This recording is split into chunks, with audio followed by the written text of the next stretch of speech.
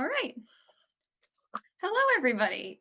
My name is Gabriella. I'm the Business Outreach Coordinator at the Chittenden Solid Waste District. And I'm joined today by Rhonda Mace, who is our School Outreach Coordinator at CSWD. She's going to be helping me moderate the chat, but thank you guys so much for coming to our last webinar. This is the last of our 2025 winter webinar series.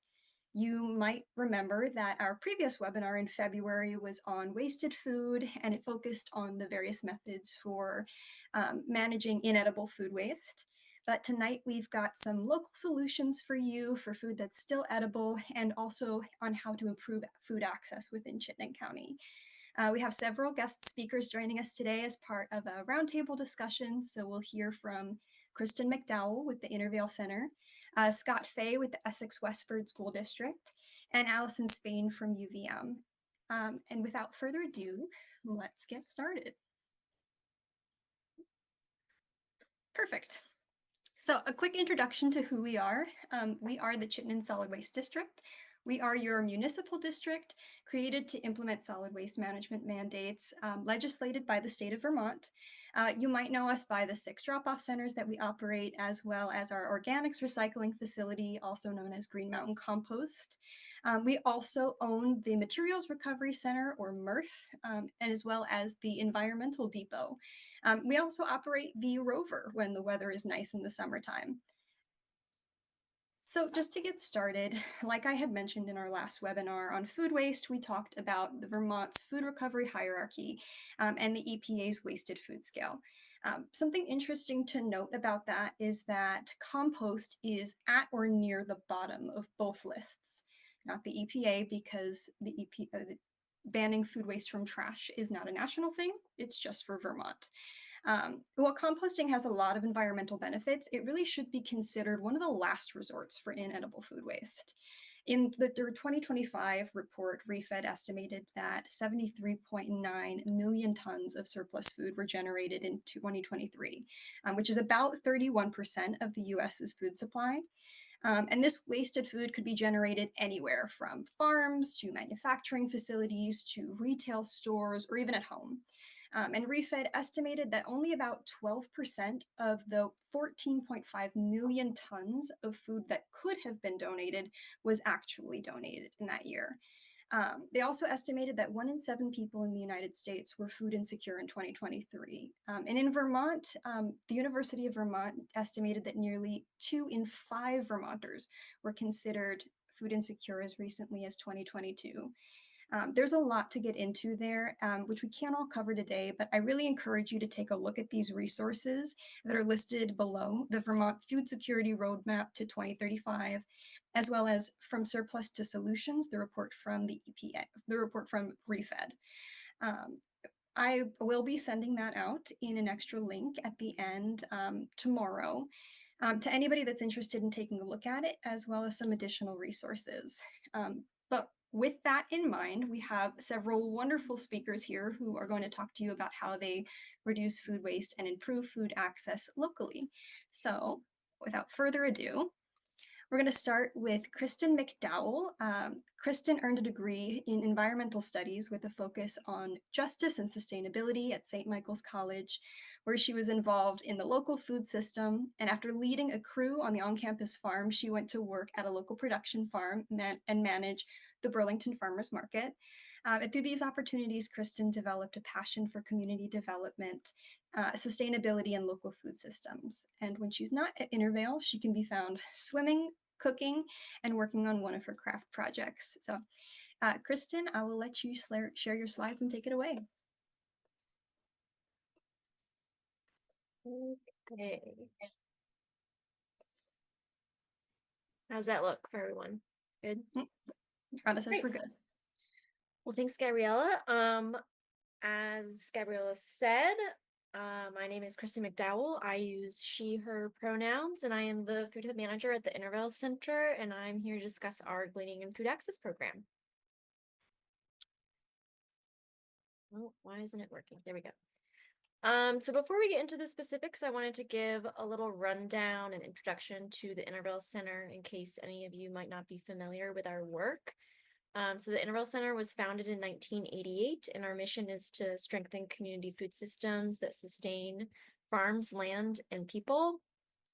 We do this through managing a 360-acre campus, farmland, trails, open space along the Winooski River in Burlington, Vermont. We also do this by having program areas that include our farm business team, who work one-on-one with farmers to enhance farm viability. We also have our conservation nursery, who work on cleaning our waterways through growing and selling trees and planting riparian buffers. And then, of course, we also have our Intervale Food Hub, which is where our gleaning and food access program is housed. So the Intervale Food Hub acts as a critical connection point between farmers and customers in Chittenden County. We have essentially two programmatic identities. We have sales and services, which includes wholesale and like farmer services like cross-docking, storage, and then we have food access. And so between those two identities, we work with about 75 farmers, producers, and distributors to aggregate and distribute food throughout Chittenden County. So gleaning at the Intervale Center, in case anyone isn't familiar with gleaning, I'll just start with like a basic definition. Um, Essentially, when farms and crops flourish, we find that there's often extra produce that farmers can't harvest, and that could be for many reasons. Maybe like a carrot is too twisty, or spinach is too big and so it won't be baby spinach. Maybe they don't have time, or they don't have a place to sell that product. They don't have a market for it, and so they'll work closely with Intervale Center to have us come down and harvest that product on their behalf and then take that surplus and distribute it for free. So essentially, the idea is that the surplus food would be eaten rather than like tilled in or composted. Um, and this is known as gleaning. So gleaning in Chittenden County it actually started right here at the Intervale Center back in 2011. The Intervale-based farmers that were there at the time noticed that they had a lot of surplus in their fields. And so they came to the Intervale Center and asked us to come up with a solution on how to work with that and what to do with all this surplus food. And so therefore our gleaning program was born. And it's built very much off of like strong farm partner relationships, and like the idea that will reduce on-farm food waste, and kind of on the what Gabrielle was talking about, the food recovery hierarchy, which I have in the next slide. Um, but we typically glean about 3 to 5 times per week, June through October. And depending on the season, we'll glean between 10,000 to 20,000 pounds of food each year. And we work with about 30 farms just on this side of our work that, either give us donations, like post-harvest donations, or we go to an on-farm glean. So this is the food recovery hierarchy that I mentioned before, and you can see that the most preferred or like most efficient way to reduce food is at the source. And so that's kind of like what we built our program off of, is those two first lines, is intervening at the source and then giving that food to hungry people. And yeah, it's a great way to like nourish our community. We definitely at the Intervale Center, like Gabriella said, the food security roadmap are very involved with that here at this organization, and we believe that all Vermonters should have access to fresh and local food. So this is like I love it. It's a good graph. It's a representation of how we have sourced food for our free food distributions since 2019. In the first few years, you can see that our program was solely dedicated to gleaning food and accepting donations. And then also the dark blue is ordered from the Vermont Food Bank. So we're a network partner with the Vermont Food Bank, and they provide free food for us to distribute for free to our communities. And so you can see in 2019, when we started tracking this kind of stuff, it was completely relied on by donations, gleaning, and donations from the food bank. and how over time we've had to kind of integrate and aggregate other ways of sourcing that food. And there's a couple of reasons for that. You'll see that um, between gleaning and donated products, it gets us to about 40 to 60,000 pounds of food each year. However, our program's demand has grown significantly. And so to meet that demand, we've had to integrate different ways to aggregate food. And so we've added in purchasing, which is really great that we're able to support our farmers in a more like symbiotic and cyclical way, because our policy is essentially that if we're gleaning from you and like taking food from you, we want to give back. And so we try and like purchase from farms that we've gleaned at as much as possible. And then we've also invested in the People's Farm, which is an Intervale Center based farm that supports the food access programming that we have. But yeah, this is a really interesting chart. Also, like we had last year in 2024, we distributed 110,000 pounds of produce, which is the most on record for our program. And you can see that like gleaning and donations back in 2019 accounted for 95% of how we aggregated food, and now it only accounts for about 50. So it's been a huge transition into how we've distributed and aggregated food.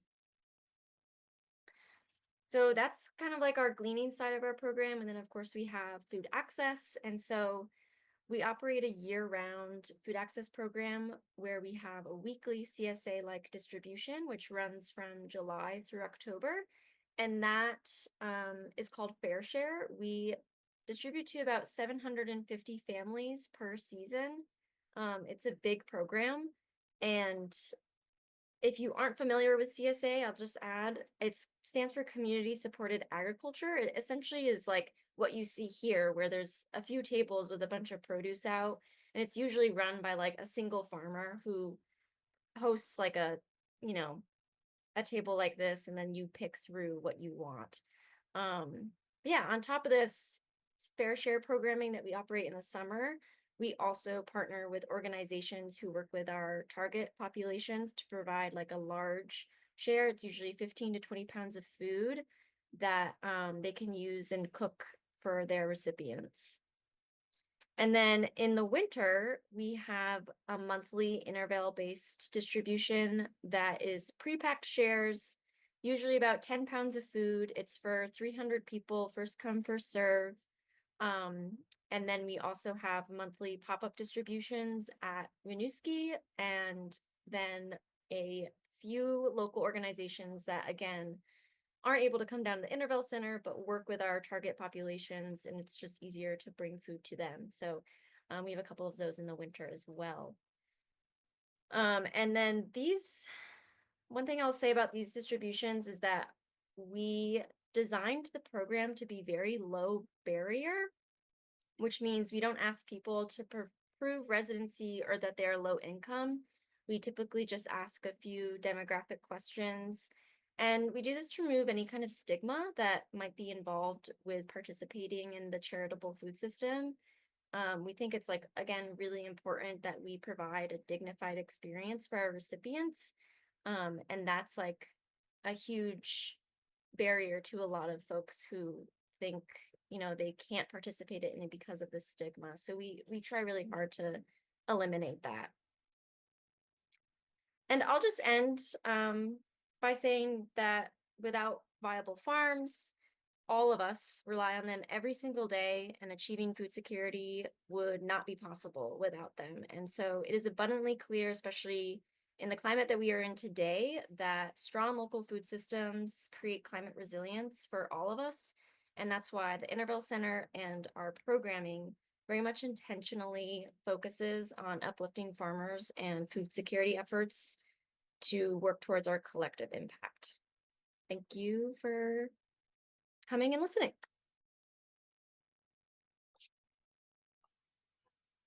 Thank you so much, Kristen. I really appreciated that. I love what Intervale says about intervening at the source. It's such a great way to make sure that food is as fresh as possible and also just gets to people who need it as quickly as possible. That's awesome.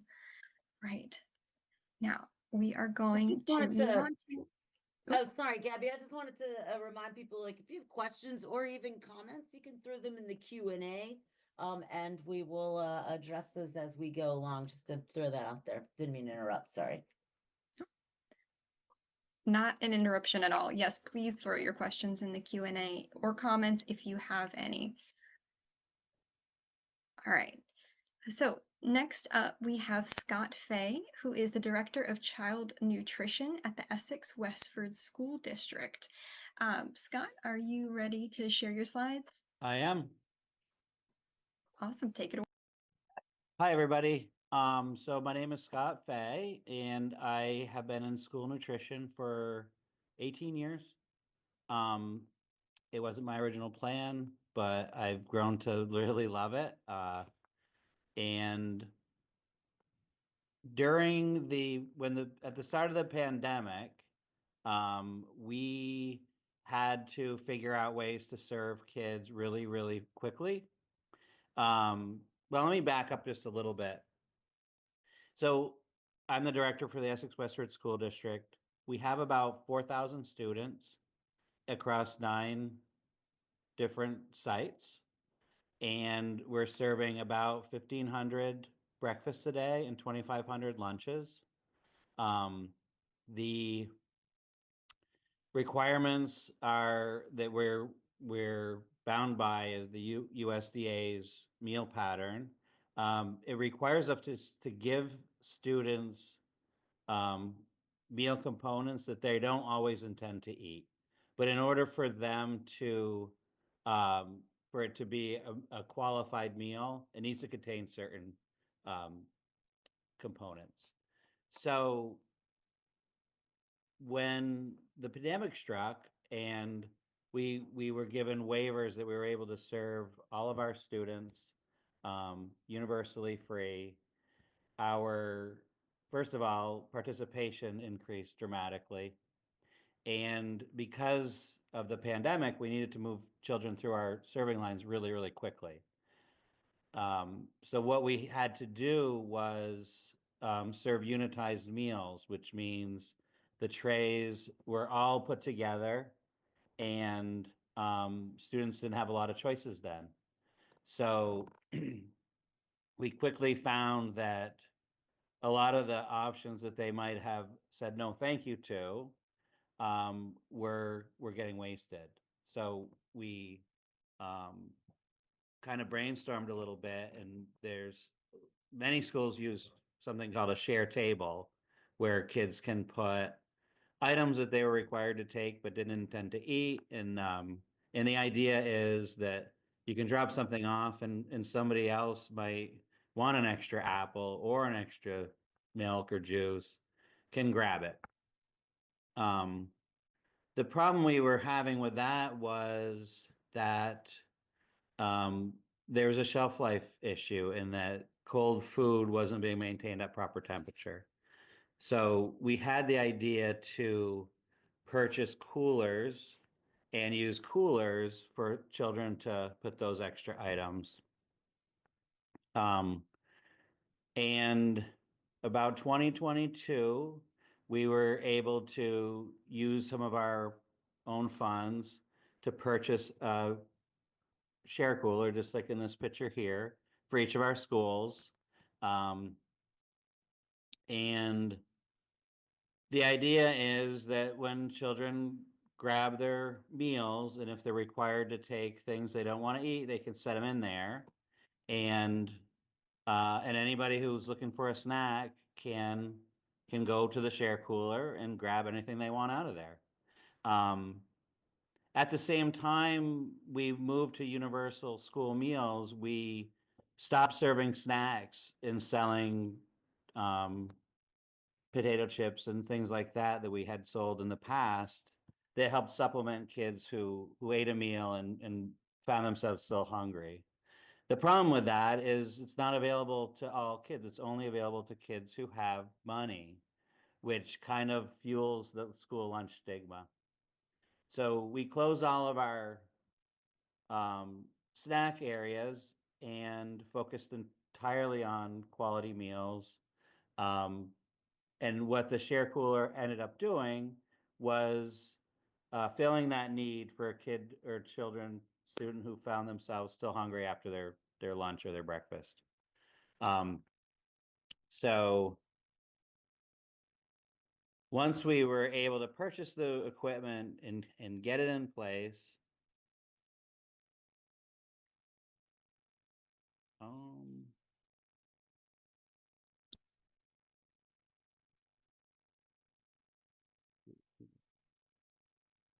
we had to get this implemented and teach the students and the staff, how it all is going to work.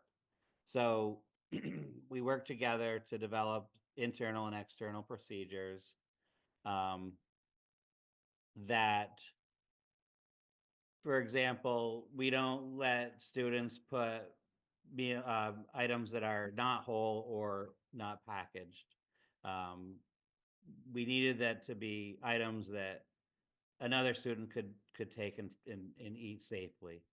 So they put things like an extra milk, an apple, bananas, cheese sticks.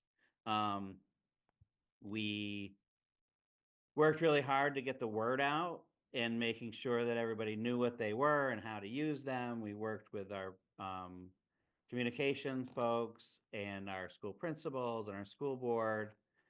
We kind of put this all out on social media, and it started to take off. We worked with our building staff to find best practices and the best place to put the coolers. That was kind of an issue in some schools where they were bigger than maybe a principal had imagined when we were talking about it. They were not a great place to tuck away. But we kind of got past all that, and we added lots of signage so the students knew what they could put in there, and were comfortable taking whatever they wanted out of it. And over the years, it's really developed into a fantastic situation where kids are always putting stuff in there, and throughout the day we have them open all day. So at breakfast, kids are starting to put stuff in there. A little later on in the morning, we see kids coming by looking for a snack. They start grabbing things out. And at lunch, it's the same. It's that they're super popular. Every school uses them. Kids are constantly in and out of them. And last year, we started to leave them open for the afternoon. So whatever was stocked in there during the day was available for any students that were around after school, or anybody who just, wanted to grab some things to take home at the end of the day. And the good thing about keeping it cold and utilizing the cooler is we know that it's safe, and we know that if things are still in there the following day, we can reclaim it back into our inventory and safely serve it. So it's really cut a lot of costs. It's improved our local school food system and helped us reduce school lunch stigma, and really done a fantastic job supporting students and families in a way that is not stigmatized, because really everybody's using it. And if someone wants to go in there and grab 10 apples, no one's going to think twice about it. So it's really been a fantastic kind of idea that just really developed into a part of each of our school communities. It's been really awesome. I will say that they are a little bit big, and that's what it is actually a small milk cooler, but the milk coolers are designed to circulate air in a way that they can be open and still maintain a cold temperature for the items that are inside of it. So we ask kids to gently place the items in there. Sometimes they want to toss things and play a little basketball. Um, we try to keep it for students only. There are sometimes adults that go in there, and it's fine, but we try to really keep it for students. Um, we've had classrooms want to come down and kind of empty it out and bring it all back to their classroom. So we we stopped that, and we've asked that, you know, kids that need it, come on down and grab it, but we don't supply bulk. Don't come down with a box and empty it out, because that's not fair to the rest of the school community. And then anything that's, you know, been opened and is perishable, we can't put back. We've had issues where kids will put a half of a milk in there, or a yogurt parfait that's half eaten, and so we try to be clear about that. But overall, it's been a really great way to reclaim some food, and it's done an excellent job reducing food waste inside our school community. With universal school meals, I feel like we have a real obligation to the state to reduce food waste and ensure that all of our food and is treated really well and isn't wasted. And by reducing our cost, by reclaiming some of this food, we're able to build our system. We can buy more fresh ingredients, more local foods, and it's actually helped us in a lot of ways increase our local food access and our scratch cooking. So it's been fantastic, and thanks for having me. So let me. Thank you so much, Scott. That was awesome. Actually, I do want to mention it because I'm not sure if you did. But the Essex Westford School District recently won a School Nutrition Program of the Year Award in 2024. So congratulations there. Yeah, that's amazing. All right, well, I have one more speaker for you. Let's see here. So it's going to be Allison Spain. Allison Spain is the Food Systems Graduate Education and Research Programs Coordinator and the advisor for the Rally Cats Cupboard. She is the Food Systems Graduate Education and Research Programs Coordinator at UVM, where she manages food systems for the graduate program, provides programming to support the Food Systems Research Center, and serves as a supervisor for Rally Cats Cupboard. She has a master's degree in urban planning and environmental planning from the University of Virginia, and prior to moving to Vermont, she worked in food access and nonprofits in Charlottesville, Virginia. Okay, Allison, whenever you're ready, and I apologize for butchering that. It was more of a tongue twister than I expected. No, that's quite all right. It's really a rather nebulous title that encompasses a lot. So I'm going to talk about one small piece of that, which is Rally Cats Cupboard. It's the on-campus food shelf at UVM located in the Davis Center.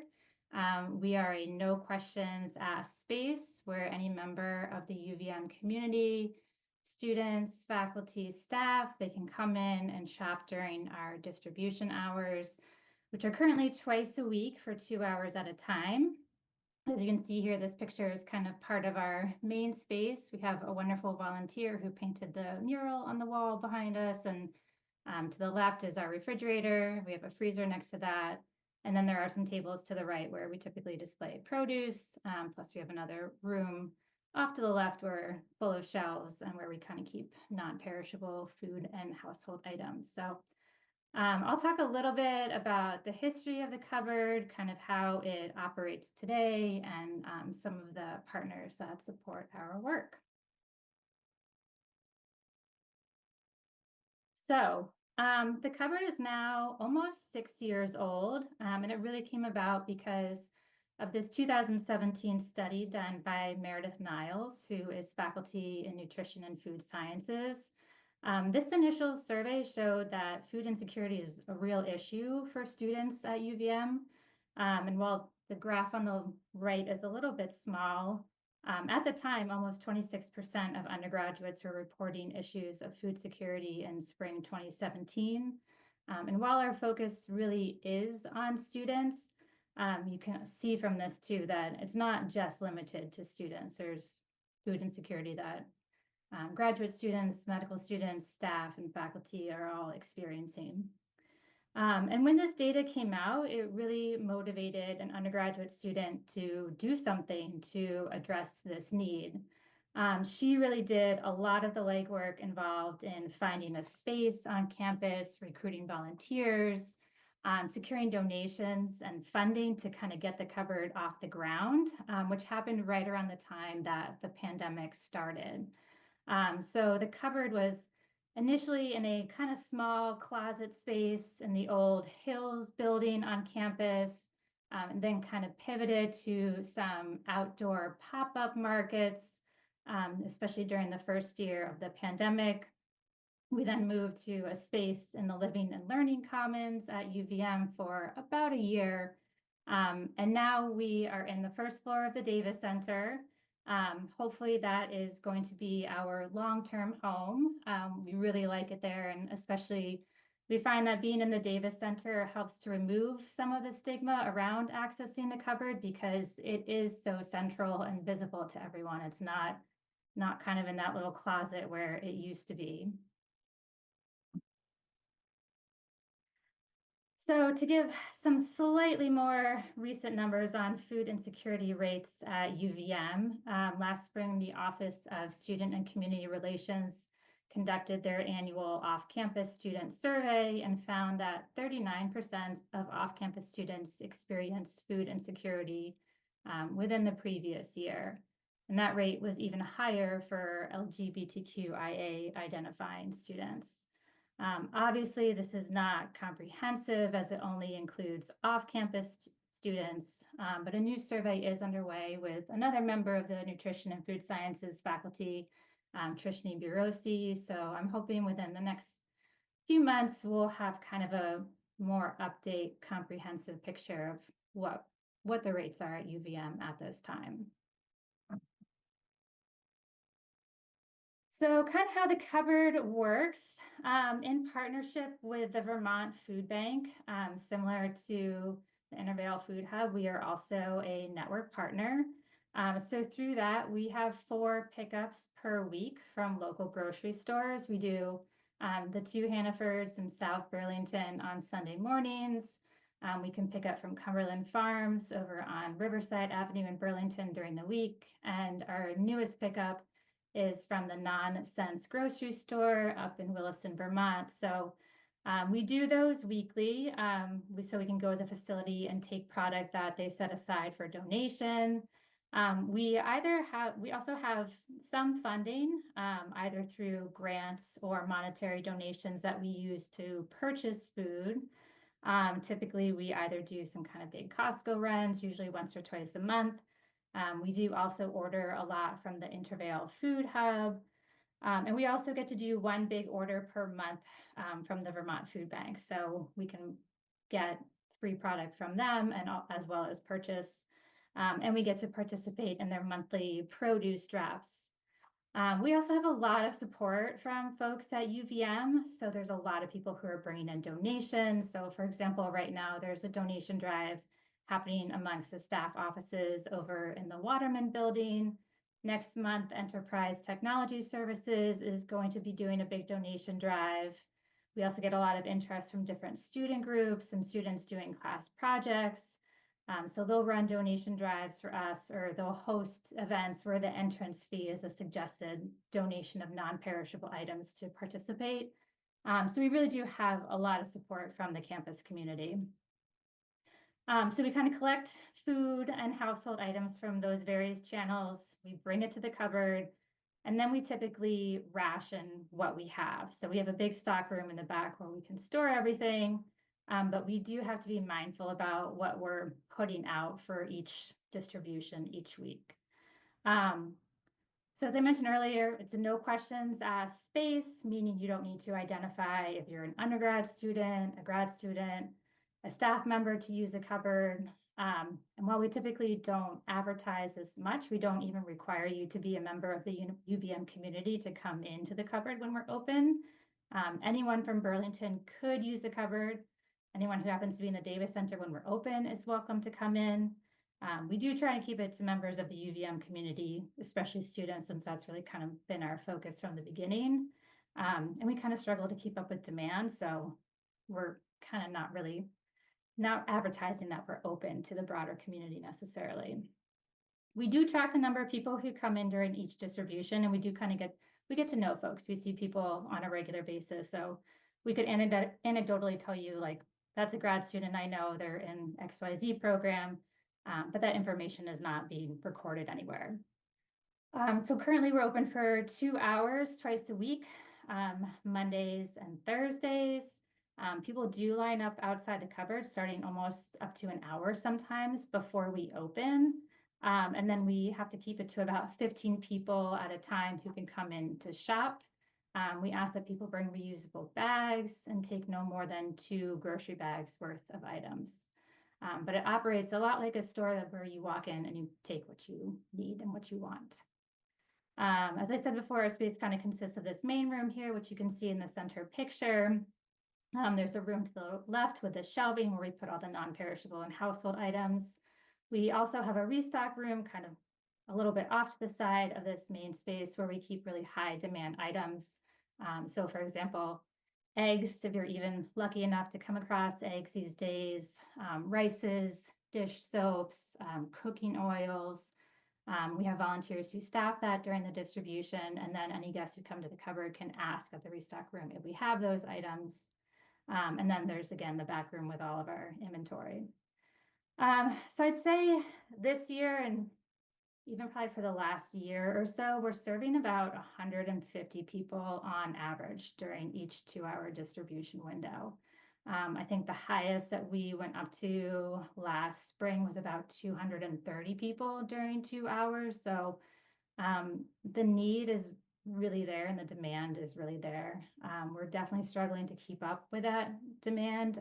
And sometimes we're finding that we're closing early because we don't have enough food to stay open and to stock our shelves.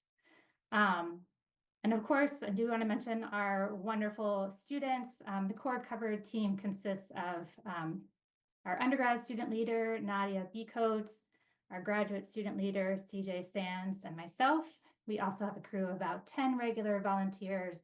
And then we have a listserv where we kind of float out as needed volunteer opportunities. And there's about 100 to 120 folks on the email listserv. So some numbers from last year. As you can see, we had over 9,000 visitors. This is in total. It's not individual number of visits, but this is a total number of folks who walk through the door during all of our distributions in 2024. We rescued over 23,000 pounds of food. This was through our partnership with the Vermont Food Bank, which allows us to pick up food from local retailers. We do bring that back to the cupboard. We weigh everything. We report it through the Meal Connect system. So that is just that particular aspect of the food that we bring in. We don't weigh donations that we get necessarily. So this is just food from local retailers. And yeah, operated by 10 regular volunteers. So that's last year. I did also want to mention a partner organization, the Food Recovery Network, which is a student group that collaborates with the UVM dining team. They do operate out of the cupboard space on Friday afternoons. So the students who volunteer for the Food Recovery Network, they go around to different retail locations on campus, and they will collect prepackaged food items like sandwiches, yogurt, granola cups, items that would expire over the weekend when that retail space is not open. And they bring it to the cupboard, they set it out on a table, they're open from 3 to 5 or until all the food is gone. And those distributions typically see about 30 people on average, I would say, Friday afternoons picking up that food. So yeah, there are our hours for the spring semester, as well as some information on where we are, our Instagram where we keep things pretty up to date, and my favorite little heart potato that I found in a donation last summer. So I think that's it. Thank you so much.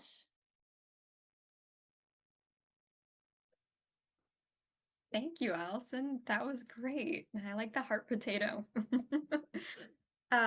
Yeah, it's so funny because it wasn't intentional. Each one of you mentioned getting food from slightly different places. And so it just kind of shows that there's so many different ways that you need to supplement that in order to actually get the food that you can pass along to people. But just like how, food waste can be generated at every single stage of the process, you guys seem to get in a lot of food from a variety of locations. I just find that to be quite interesting, actually. All right. Now, so we're going to move into roundtable questions, and I will give you all a minute to throw any additional questions you might have into the chat. You can throw it in by going to the little Q&A bubble, and then we'll make sure to ask our panelists. But just to start off, you all mentioned having to control in some way, shape, or form while you want to have food, your food donation or food shelves or food hubs open to everybody, having to limit who has access to it just because of the volume of food that you have to give away. Can you tell me, what do you see as the most pressing need for your organization to continue doing its work? And if you don't mind, maybe we'll start with Kristen, since you kicked us off the first time. Hi. I would say the largest need is like always more resources, I mean, I will say that like this program in the grand scheme of things is a band-aid solution, and like if we want to actually achieve food security, these kinds of programs will always have to exist because temporary hardship is inevitable, but we should live in a place where everyone should be able to access the food that they want to eat and need to eat to be okay. And so I think, to put it plainly, it's money to like purchase food and like make sure that we are able to service our recipients as best we can and make it as safe and dignified as possible.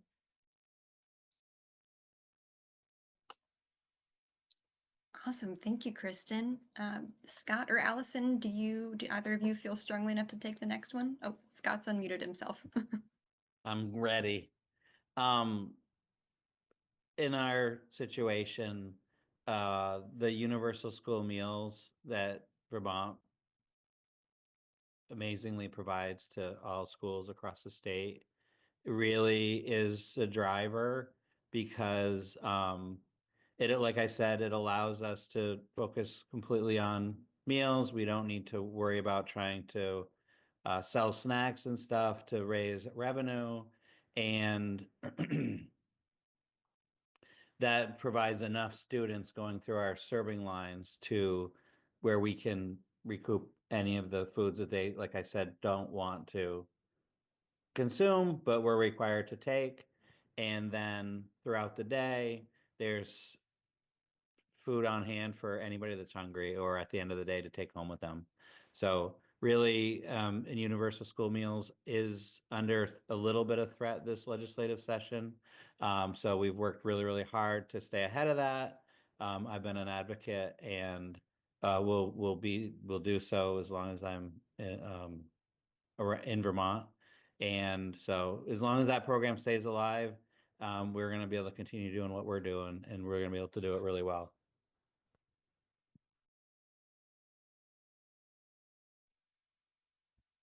Thank you. And Allison, do you have anything to add? I mean, a lot of what Kristen said too, just resources. We need more money. We really operate in a scarcity mindset where we're trying to make a little go a long way. And also bandwidth. This is a very small, it's written into my job as 5% of my time, which this is not possible to do that in 5% of my time. And also when you're working with students who are wonderful and amazing and extremely dedicated, they also have classes and stuff that they need to prioritize as well. They should. But just in terms of like bandwidth for folks kind of like running this operation, we need more.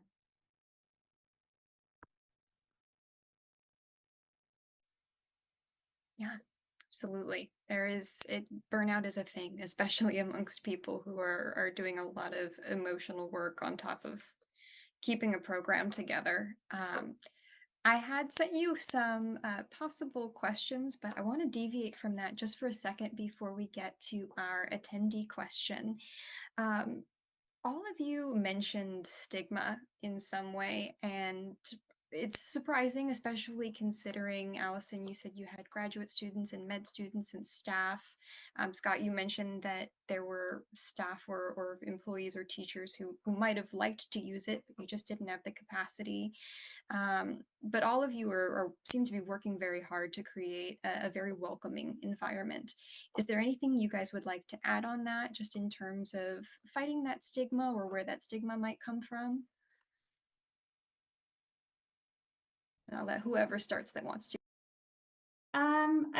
I think it's getting better. Like I mentioned, with the location of the cupboard being very visible and very centralized, I think that helps. And when we're open, especially at the start of the semester or the start of the year, we will have people just kind of stand outside and be like, what is this? Can you tell me more? And once we do, they're like, wow, that's so cool. I'm so glad UVM has that. Um, but of course, you do want to be respectful of folks who want to come in and just kind of do their shopping and not really engage much. And like, that's totally fine too. I think we really want it to be a welcoming experience, and we want it to be a dignified experience. Yeah, I'll also add that I think there's this misconception that people think that they can't use these kinds of resources if they say are able to pay their rent and like maybe have a car. Like they're they might think that they're not able to use those resources, where in fact like there are other needs that aren't being met because food prices are too high, and so they're having to like cut on certain things that they're not able to get in their shopping. And so yeah, I think like the general sense of our programming and goal is to really encourage people to take advantage of these programs. We also manage a free food map of Burlington that basically lays out every free food area in the city, where people use. It's a really popular resource where people can access this map and go to the resource and see who's open when and their hours, and yeah, just kind of like reducing that misconception of who can use these resources, because they should be built for everyone. Everyone experiences temporary hardship at some point in their life.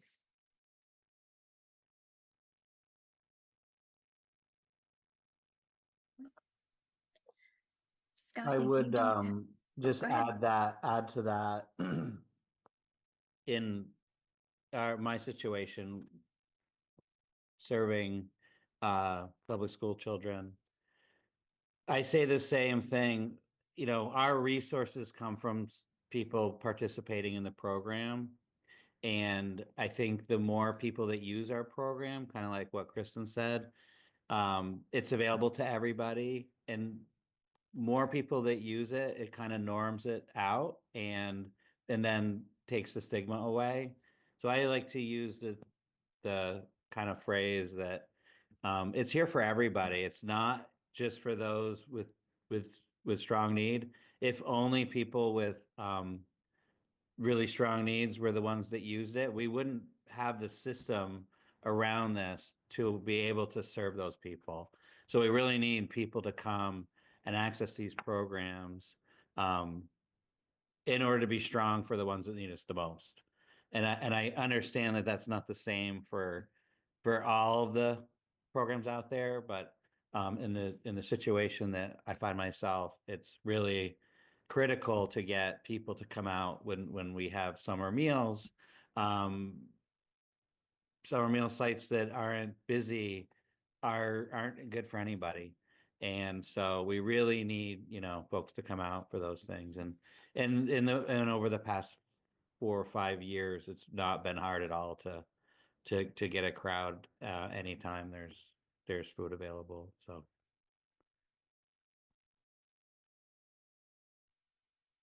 Thanks. That's a great point, Scott.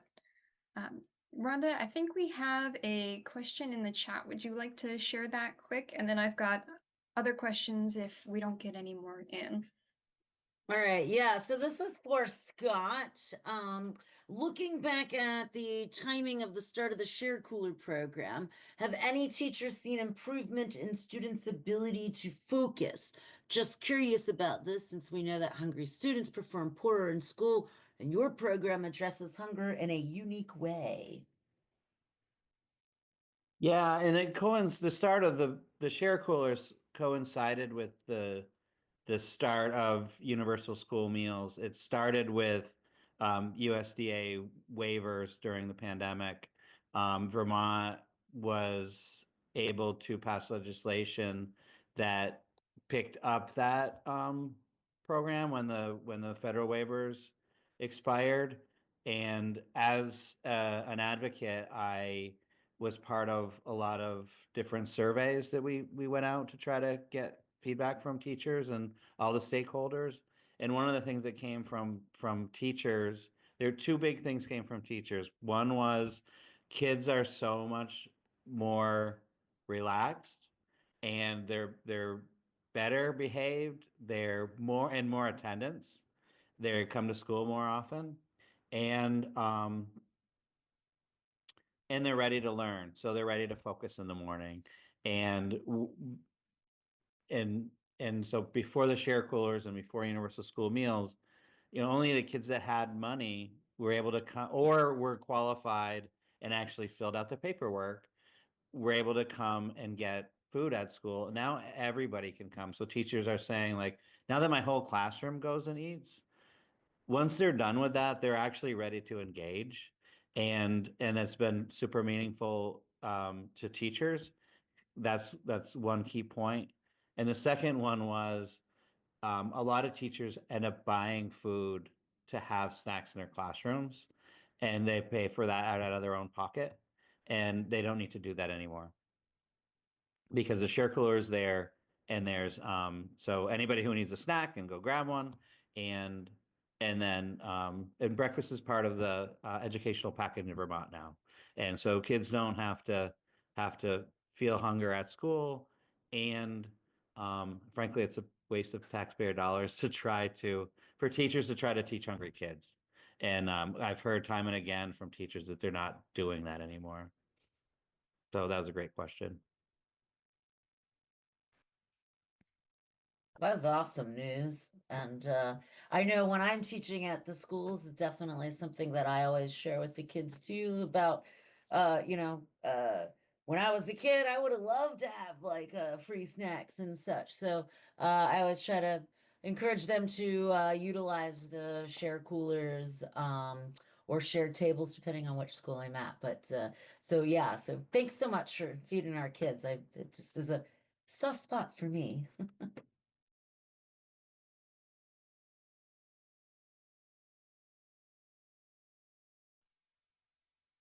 It looks like we got another question in from our lovely Kat Moody. Kat wants to know, are there any large local generators of food waste that you see as a potential contributor to the share cooler, rally cupboard, or other redistribution efforts? And just put this out to anybody. Is there anybody that you think could potentially contribute?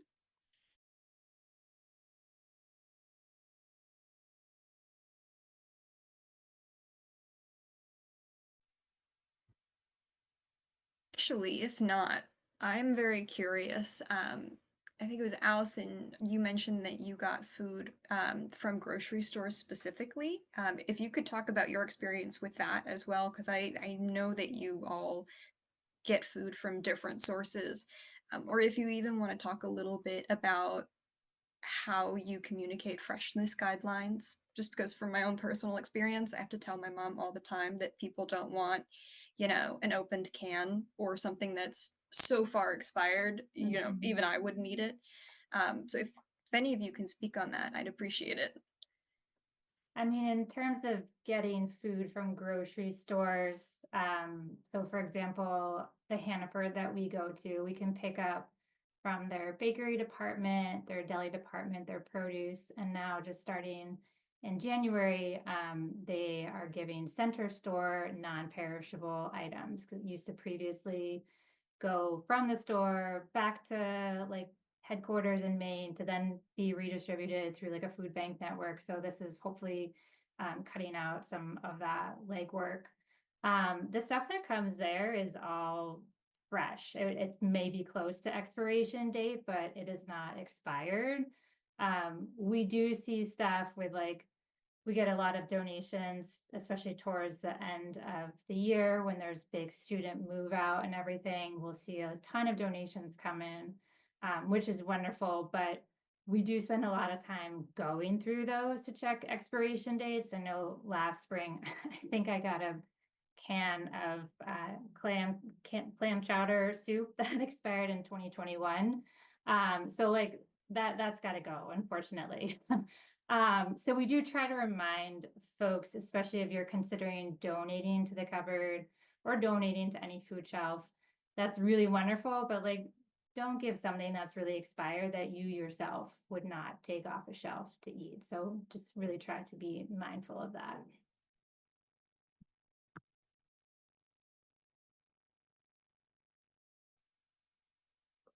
Yeah, I always say I'm pretty lax with what I will feed myself, but if I wouldn't feed it to a guest coming over, it's probably pretty far gone at that point. We have one more question. Rhonda, do you want to get that? I am on it. Yeah. Are there any, this is from Laura, are there any farm to freezer programs, gleaning food to create something like soup that is frozen?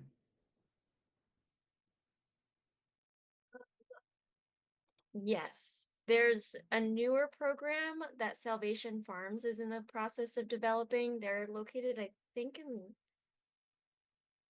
Morris. I don't remember, somewhere in northern Vermont, Franklin County, I think, maybe. Anyway, they have a newer program called the Vermont Commodity Program. Similar to us, they have a gleaning operation, and they have much smaller distribution sites. So they were like gleaning pretty large and robust amounts of food, but not enough people to distribute them to. And so they're looking at expanding this program called a Vermont Commodity Program, where they'll essentially do minimal processing of gleaned products and freeze them and distribute them so folks can like keep them in their freezer. They're also playing with the idea of buying in seconds from farms and selling that product as well.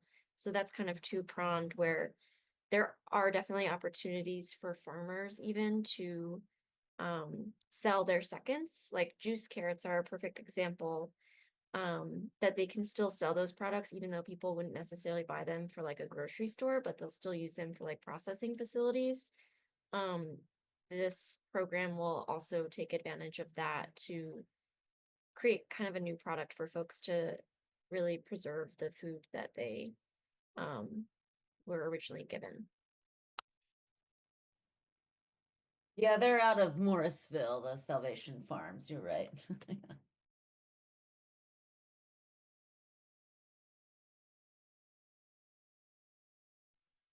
Actually just making notes because I did not know that. So that's a really awesome resource to share. Thank you so much for that. Alrighty. Well, I think that's just about all of the time that we had. If anyone has anything to share, they're more than welcome to, but otherwise I'll say good night. Yeah, shout out to you all. Thank you very much for feeding people. Appreciate you. Yeah. Thank you so much for speaking. And before I forget, we do have a workshop coming up on April 19th from 9 to 11:30. I will see you all there, but thank you so much for joining us, and thank you to our wonderful speakers. Yeah. Thanks. Have a great night.